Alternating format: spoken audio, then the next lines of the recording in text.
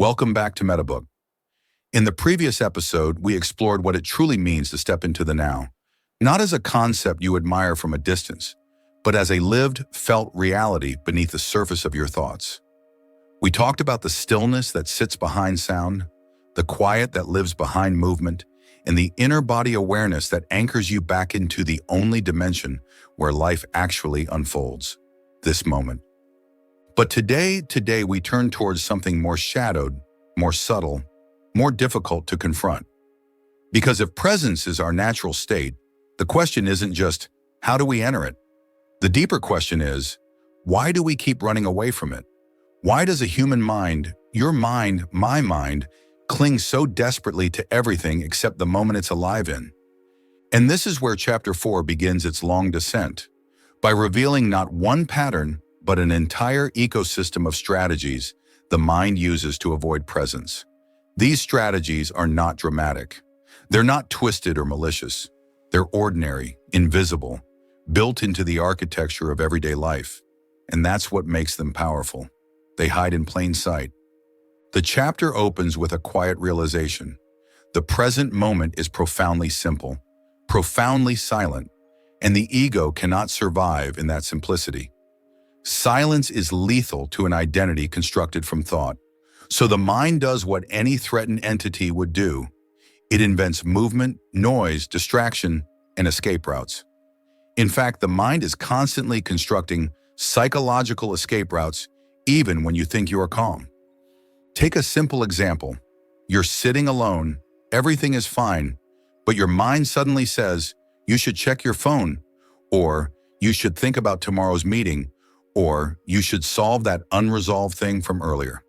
That impulse isn't random. It's the ego escaping into time. It's the mind refusing stillness. One of the most common escape strategies Tolle points toward is worry. Worry is tricky because it disguises itself as responsibility. It feels like problem solving. But if you watch closely, you realize worry produces nothing. No action, no insight, no clarity. It only feeds an internal agitation that keeps you disconnected from the now. And the ego loves that agitation because it keeps the ego relevant. A worried mind is a mind that must keep thinking. A mind that must keep thinking is a mind that never becomes quiet enough for presence to emerge. But worry is just the beginning. Another strategy the mind uses, perhaps the most widespread, the most accepted, the most normal, is waiting. Not the physical act of waiting in a line or at a red light, the psychological posture of waiting, the subtle feeling that life hasn't started yet, that something else needs to happen first, that the moment you are in right now is not the real moment. This creates a low, grade impatience that feels ordinary, but it is actually a quiet form of suffering. Because when you're psychologically waiting, you're rejecting the present moment without even realizing you're doing it. Think of how often this happens. Waiting for the workday to end, waiting for someone to text back, waiting for next month to be better, waiting for a goal to be reached, waiting for a version of yourself to finally arrive. All of it is a deferral of life. All of it is the ego saying, not here, not now, somewhere else. And meanwhile, the now, the only place anything real happens, passes by unnoticed. There's another strategy the mind uses that is far more aggressive, complaining. And complaining does not always look like ranting out loud. Internal complaining is far more common. That silent commentary that judges everything, labels everything, marks things as not enough, wrong, should be different. Every complaint is a subtle war against what is. And when you're at war with reality, you're no longer present. You're mentally constructing an alternative universe where the ego gets to decide what should be. And the ego loves the position of judge, because when it judges, it feels superior. It feels separate. It feels like something. Presence dissolves that identity, so the ego protects itself by resisting the now and criticizing it instead. But perhaps the most fascinating strategy is the mind's addiction to problems. Even when your outer life is calm, the mind searches for something to fix. If there is no crisis, it manufactures one. If there is nothing wrong, it hunts for something that might be wrong later. This is not intelligence, it is momentum. And that momentum keeps you out of the moment. because the now is problemless. Problems cannot survive in presence, so the mind ensures presence never stays long enough to remove them. At this point in the chapter, Tolle exposes a truth that hits harder the more you sit with it. The mind does not escape the present because the present is painful. Most of the time, the present is neutral or even peaceful. The mind escapes the present because the present threatens the ego's existence. The ego is a story. The now dissolves stories. And so the ego runs, not from danger, but from silence. Another powerful evasion strategy is mental rehearsal. Running scenarios of future conversations, imagining outcomes, playing out arguments, practicing reactions. These mental rehearsals give the illusion of preparation, but what they actually produce is sustained disconnection. They pull your awareness out of your body and into a fictional timeline.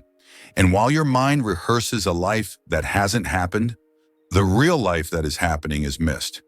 There's also the strategy of past identity looping. The ego loves reminding you who you've been, things you regret, times you were hurt, moments where you failed, labels you accepted. These memories resurface not because they are relevant, but because they reinforce the ego's identity. If the ego can anchor you to a fixed story from the past, it prevents you from dissolving into the fluid, formless now, where identity becomes unnecessary.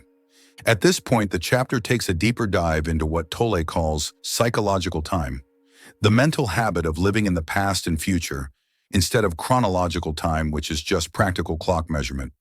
The mind latches onto psychological time because psychological time creates narrative.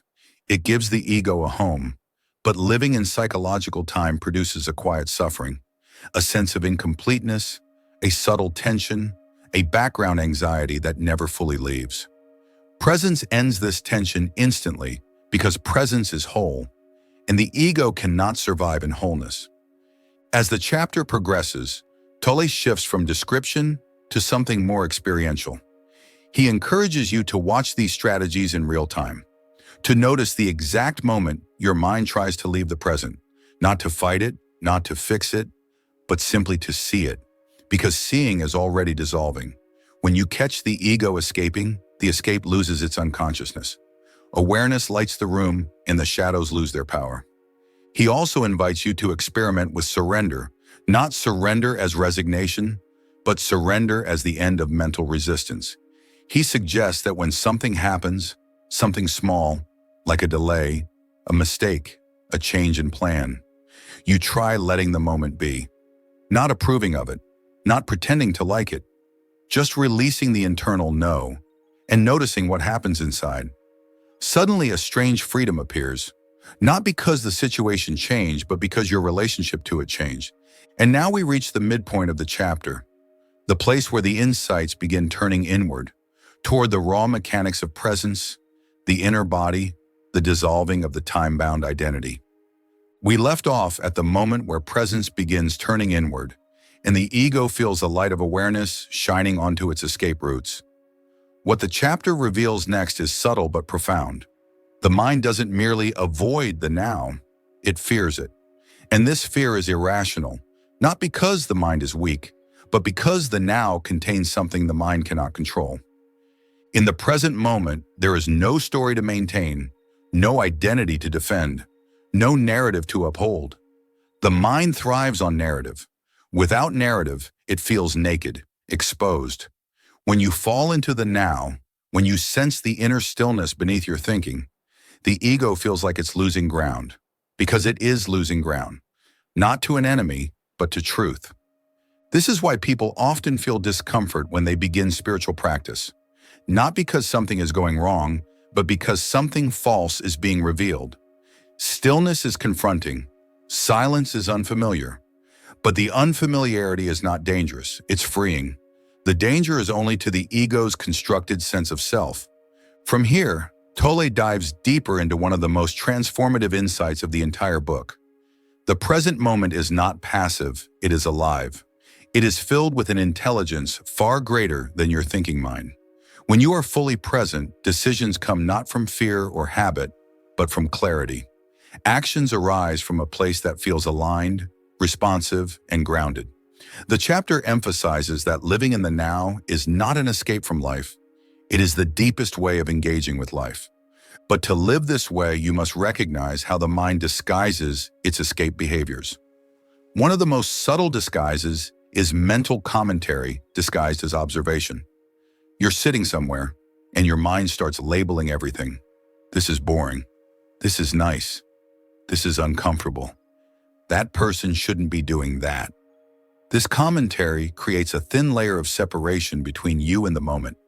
It reinforces the illusion that you are the thinker observing life, rather than the awareness experiencing life directly. Another disguise is projection. The mind projects its inner turbulence onto the world, creating the illusion that life is difficult, people are difficult, situations are difficult. But the difficulty is internal. The projection is external. The mind escapes the now by blaming the outer world, because looking inward would expose its own pattern. The chapter then turns to the idea of mental positions. The mind is constantly taking positions, opinions, beliefs, judgments, and clinging to them. These positions give the ego a sense of solidity. The more strongly you identify with a position, the more the present moment becomes filtered through it. And the more filtering there is, the less presence there can be.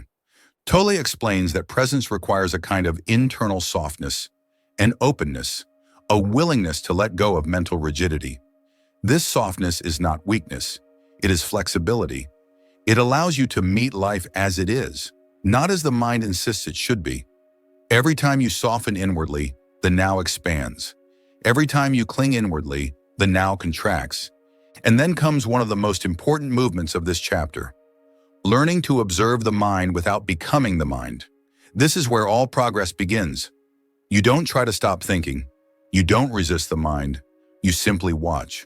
You watch as if you're observing weather patterns in the sky.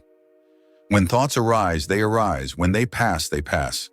The goal is not to control the sky. The goal is to stop believing you are the sky. This shifts everything. Observation begins dissolving identification. Identification is the glue that holds the ego together. Without identification, the ego cannot sustain itself. Once this begins happening, you notice something extraordinary. Even when the mind is busy, you can remain still. Even when the world is loud, you can remain quiet inside. Presence is not dependent on silence outside. It arises from silence within. The chapter then guides you toward the concept of acceptance. Not passive acceptance, but conscious acceptance. Acceptance does not mean liking the moment. It means allowing it, letting it be as it is. When you do this, the moment stops being your enemy. You stop arguing with reality, and in the absence of argument, a space opens, wide, clear, and compassionate. This space is presence. Acceptance does not disable action. It empowers it. When you accept the present moment, you see things as they are, not as fear paints them. You make decisions based on clarity, not panic. Acceptance is not the end of change. It is the beginning of wise change. A major portion of the chapter is dedicated to the emotional dimension of escaping the now. Tolle points out that emotional resistance is often the real barrier, not the thoughts themselves. When an emotion is strong, it pulls your attention into its gravity. The emotion becomes the lens through which you interpret the moment. This is why presence requires becoming intimate with your inner world, not by analyzing emotions, but by sensing them as energy within the body. When you feel emotions as sensations instead of defining them as my sadness or my anger, a shift happens. You create space between you and the emotion. The emotion stops dominating your inner landscape. It moves through you instead of taking over you. And then there is the body, the silent doorway. The chapter insists again and again. The body is always in the now. It cannot exist in the past or future. When you shift attention into the body, your breath, your hands, your chest, you return to the present instantly. This is why body awareness practices are so central. They bypass the mind entirely. The deeper you go into the chapter, the more it becomes clear. Escaping the now is not a sign of weakness. It's a sign of habit, a habit that has been reinforced for decades, a habit the ego depends on, but a habit that dissolves the moment awareness enters the room. By the final movement of Chapter 4, Tolle reveals the truth the entire chapter has been preparing you for. Presence is not something the mind can understand. Presence is something the mind must surrender to. The now is not a place you reach through effort. It is a place you remember when effort falls away. And the mind, terrified of its own dissolution, tries everything to prevent this remembering. But once you see its strategies clearly, once you witness the loops, the distractions, the escapes, something remarkable happens. The mind loses its unconscious authority. You stop being pulled. You stop being manipulated by inner momentum. Instead, you begin to rest, not in thought, but in awareness itself. You begin to understand not just the words, but the experience behind them. The now is not the end of your life story. It is the end of your life story being your prison.